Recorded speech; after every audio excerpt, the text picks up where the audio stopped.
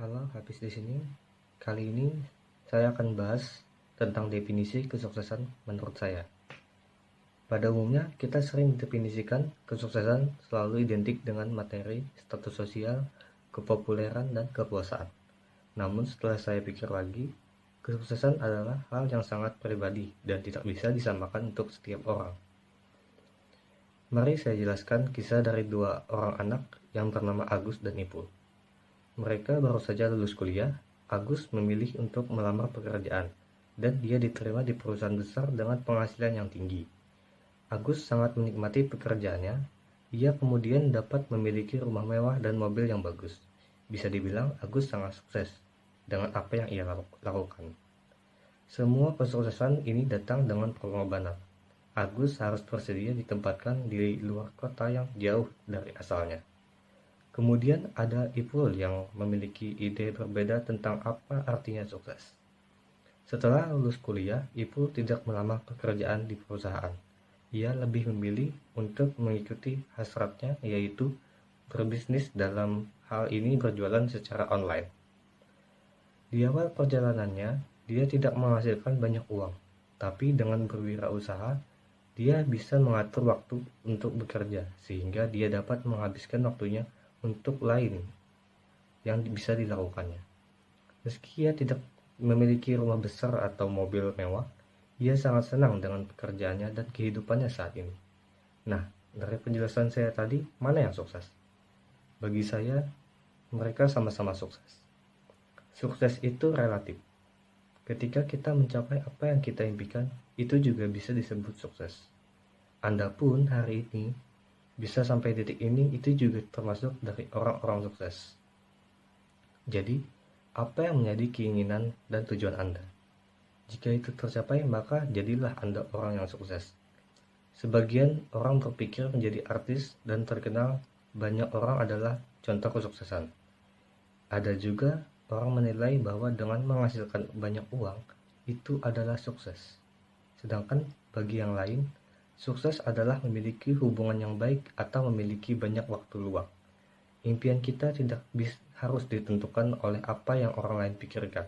Jadi pastikan apa yang kita inginkan itu untuk diri kita sendiri, dan bukan sebagai pengakuan dari orang lain.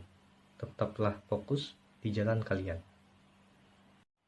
Jadi kita akan bahas sedikit tentang biografi pengusaha Indofood yang bernama Sudirman Salim.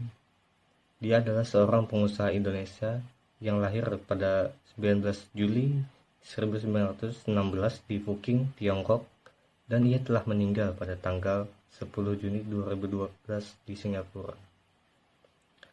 Sudirman Salim merupakan pendiri dari Salim Group yang telah melahirkan berbagai jenis bisnis diantaranya seperti Indomaret, BCA, Indofood, Tepung Bogasari, Indosemen, sampai stasiun Indosiar.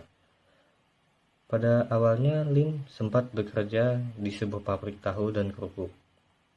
Setelah itu, karena melihat peluang bisnis yang lain, Lim kemudian mengembangkan bisnis di bidang distribusi cengkeh.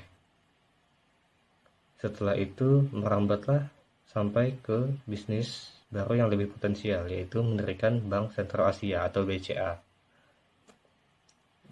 Ini adalah foto bersama dengan Presiden Soeharto. Nah, ini adalah rekam jejaknya sedikit untuk dilihat. Generasi pertama rekam jejak bisnis Sudirman Salim, yaitu pada 1957, yaitu mendirikan Bank Sentral Asia. 1971, pabrik PT Bogasari beroperasi. Pada tahun 1972, Salim Group didirikan. Pada tahun 1976, PT Indomobil Investment Corporation didirikan, dan sampai seterusnya, dan mencapai memiliki aset 20 miliar dolar dan sekitar 500 perusahaan. Dilihat dari faktor keberhasilannya adalah beliau ini sangat jeli untuk melihat potensi-potensi peluang-peluang yang ada di Indonesia ini, dan beliau berani mengambil resiko. Itu saja yang bisa saya sampaikan. Mungkin kurang lebihnya mohon maaf.